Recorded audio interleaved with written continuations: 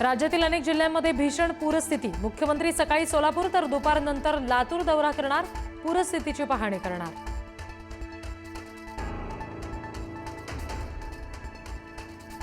उपमुख्यमंत्री अजित पवारांकडून सोलापुरातील पूरस्थितीची पाहणी, माढा आणि मोहोळमधील परिस्थितीचा सुद्धा आढावा घेणार।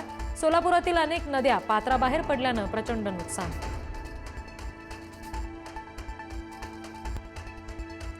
पुराचा सर्वाधिक फटका धाराशिवला। उपमुख्यमंत्री एकनाथ शिंदे यांचा धाराशिवचा दौरा होणार, पूरग्रस्तांना दिलासा देण्याचा प्रयत्न। पुरात अडकलेल्यांसाठी आमदार रोहित पवार सरसावले। एनडीआरएफच्या जवानांसह आमदार रोहित पवार पुरामध्ये उतरले। कर्जत तालुक्यातील मलठणमधील जिराफ वस्तीला सीना नदीच्या पाण्याचा वेढा।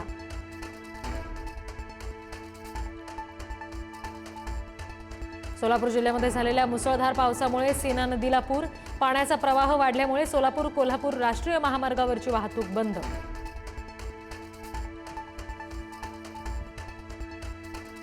मुंबई शहर आणि उपनगरांमध्ये आज मुसळधार पाऊस पडण्याचा अंदाज।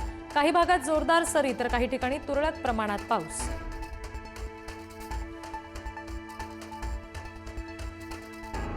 जालन्यातील धनगर उपोषणाचा 8वा दिवस। धनगरांचा एसटीमध्ये समावेश करण्याच्या मागणीसाठी दीपक बोराडे यांचा आमरण उपोषण। बोराडे यांची प्रकृती चिंताजनक।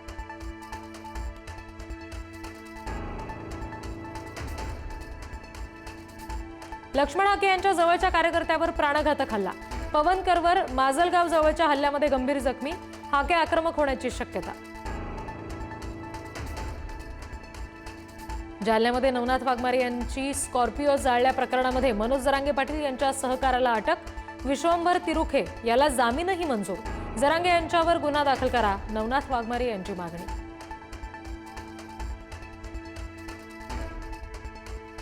धनंजय मुंडे यांचा आठवडाभरात पुन्हा मंत्रिमंडळात कमबॅक होण्याची शक्यता। झिरवाळांना मात्र पायउतार व्हावं लागणार असल्याच्या चर्चा। 6 महिन्यांपासून मुंडे मंत्रिमंडळात नाहीत।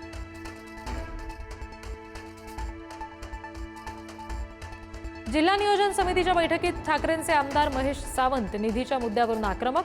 थेट पोस्टर दाखवत माजी आमदार सदा सरवणकर यांच्या 20 कोटींच्या वक्तव्याचा केला उल्लेख। भाजपा प्रदेशाध्यक्ष रवींद्र चव्हाण यांच्या नेतृत्वाखालील भाजपा मंत्र्यांची बैठक। आगामी स्थानिक स्वराज्य संस्थांच्या निवडणुकांसंदर्भात होणार चर्चा।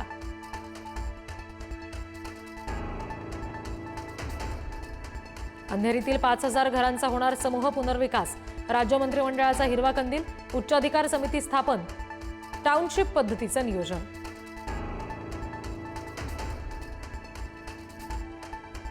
हिंगोलीच्या भांडेगावमध्ये जुन्या वादातून गोळीबार। 1 ठार 2 जखमी।